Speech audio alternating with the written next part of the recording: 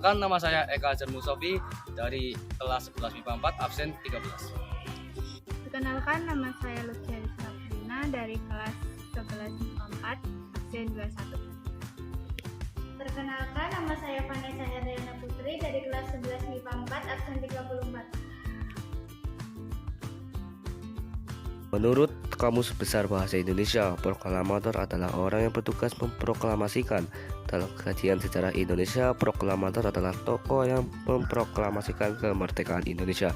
Lalu tokoh yang disebut proklamator adalah Soekarno dan Muhammad Hatta.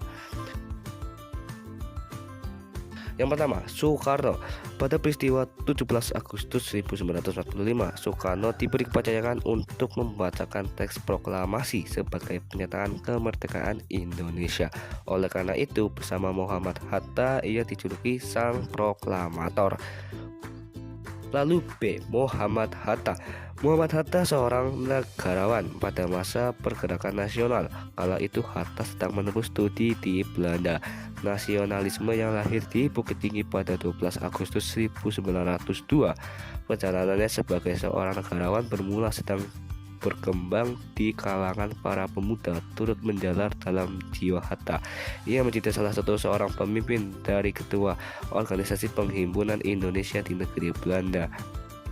Peran Hatta di proklamasi kemerdekaan Indonesia dimulai sejak ia menjadi anggota BPUPKI dan wakil ketua PPKI. Ahmad Suparjo.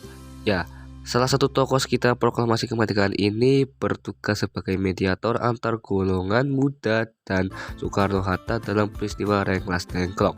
Selanjutnya, Ahmad Suparjo turut menyumbangkan pemikirannya dalam naskah proklamasi kemerdekaan Indonesia.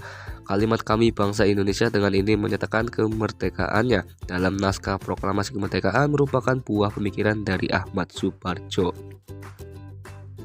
Sukami Kartodirjo merupakan tokoh di balik tanda tangan kedua tokoh tersebut. Tokoh golongan muda yang lahir di Blitar pada 14 Juli 1916 ini merupakan penengah dalam perdebatan mengenai tokoh yang berhak menandatangani naskah proklamasi. Ia mengusulkan Soeharto dan Hatta sebagai wakil bangsa Indonesia untuk menandatangani naskah proklamasi kemerdekaan. Sukani dikenal sebagai tokoh golongan muda yang kritis dan cerdas. Sejak muda, Sukani sudah aktif dalam pergerakan politik. Sukani juga aktif dalam gerakan pemuda sehingga ia pernah menjadi pemimpin gerakan pemuda yang berpusat di Asrama Pemuda Angkatan Baru di Menteng Raya 31 Jakarta. Sayuti Melik. Setelah naskah proklamasi kemerdekaan Indonesia disetujui semua anggota rapat, Soekarno meminta agar naskah tersebut diketik. Siapa tokoh yang berperan mengetik naskah proklamasi? Tokoh tersebut bernama Sayuti Melik. Salah satu tokoh golongan muda yang berperan mengetik naskah proklamasi ini lahir pada 25 November 1908 di Yogyakarta.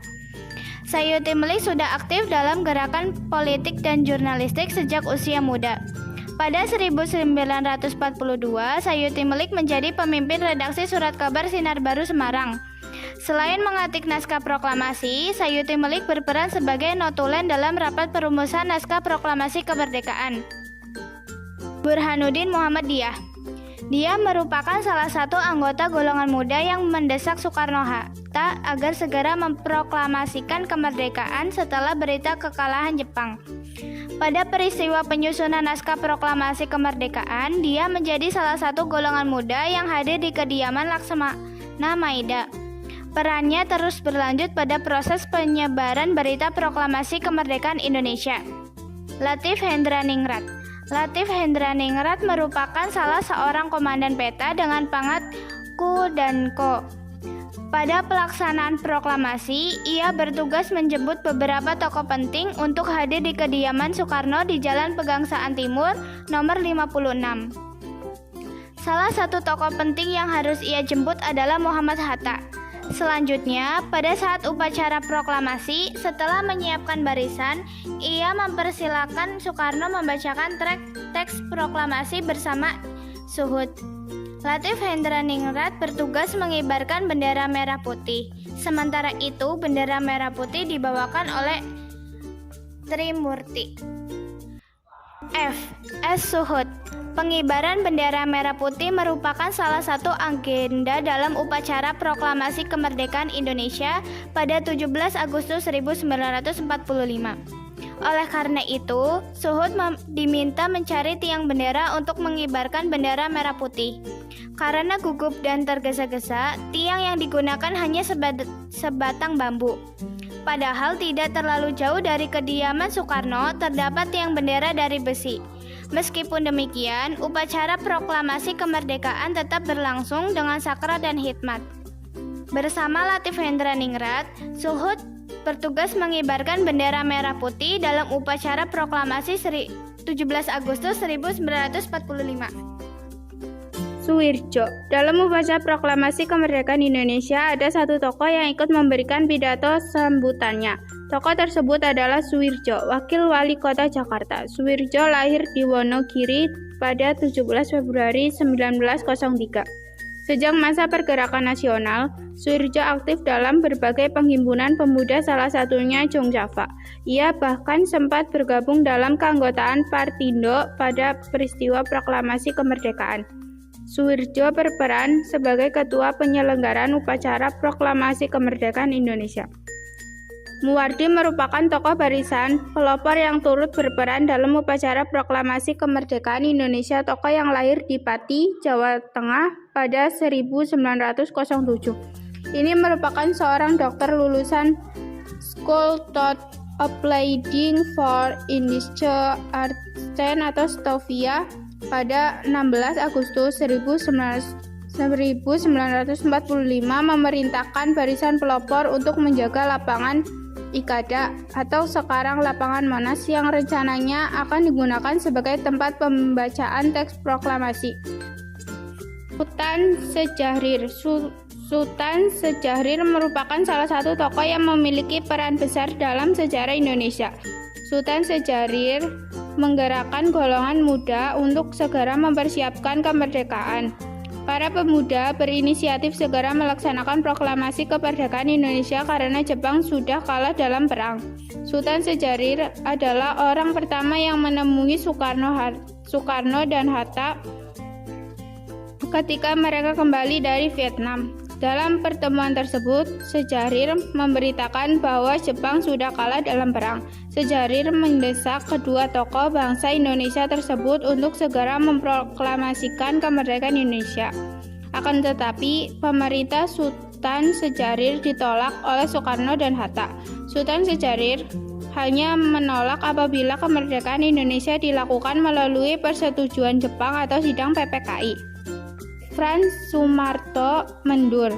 Pada saat upacara proklamasi kemerdekaan Indonesia, Frans mendur bersama kakaknya Halek Mendur berhasil mengabadikan 3 momentum penting dalam rangkaian peristiwa proklamasi kemerdekaan Indonesia. Foto-foto tersebut yaitu foto Soekarno membacakan naskah proklamasi, foto pengibaran bendera merah putih, serta foto suasana upacara dan para pemuda yang menyaksikan pengibaran bendera. Syahrudin merupakan seorang wartawan Domei yang berperan penting dalam penyebaran berita proklamasi kemerdekaan. Meskipun kantor berita tersebut merupakan milik Jepang, semangat pemuda untuk menyebarluaskan berita kemerdekaan Indonesia lebih besar daripada rasa takut mereka kepada Jepang. Semangat tersebut juga ditunjukkan oleh Syahrudin. Ketika menerima salinan naskah proklamasi, Syahrudin dengan berani menyusup ke kantor berita Hoso Kanri Kyopo. Efus dan Yusuf Ronaldiboro merupakan tokoh yang berperan dalam penyebaran berita proklamasi kemerdekaan Indonesia. Efus merupakan seorang markonis yang dengan berani menyiarkan berita proklamasi kemerdekaan Indonesia melalui kantor berita Domei. Siaran yang dilakukan Efus berakibat pada penyegelan kantor berita Domei. Adapun Yusuf Ronaldiboro adalah wartawan di kantor berita Hoso Kanri Kyopo. Lambertus Nicodemus Palar. L.N. Palar merupakan diplomat yang memperjuangkan agar kemerdekaan Indonesia diakui dunia internasional. Pada 1947, Presiden Soekarno meminta L.N. Palar untuk menjadi juru bicara Republik Indonesia di PBB. Pada akhir tahun 1947, dibantu oleh Sudarpo. Soetjatmoko dan Sumit Jojo Hardikusumo. Palar membuka kantor perwakilan Republik Indonesia di New York, Amerika Serikat sebelum pengakuan kedaulatan Republik Indonesia pada 1945. Palar berstatus sebagai peninjau Sumitra Jojo Hardikusumo. Sumitra Jojo Hardikusumo lahir di Kebumen, Jawa Tengah tanggal 29 Mei 1917. Setelah menamatkan sekolah di Hogere Burger Sekolah HBS, ia langsung berangkat ke Belanda. Sumitra Jojo Hardikusumo juga pernah belajar di Barcelona dan Rotterdam untuk mempelajari ilmu ekonomi. Saat menempuh studi di Paris, Sumitra mulai bergabung dengan kelompok sosialis. Ia kemudian belajar tentang konsisten pada prinsip hidup, pengabdian, perlawanan, dan keadilan sosial. Sumitra Jojo Hardikusumo kemudian ke Belanda untuk mendapatkan gelar Master of Art (MA)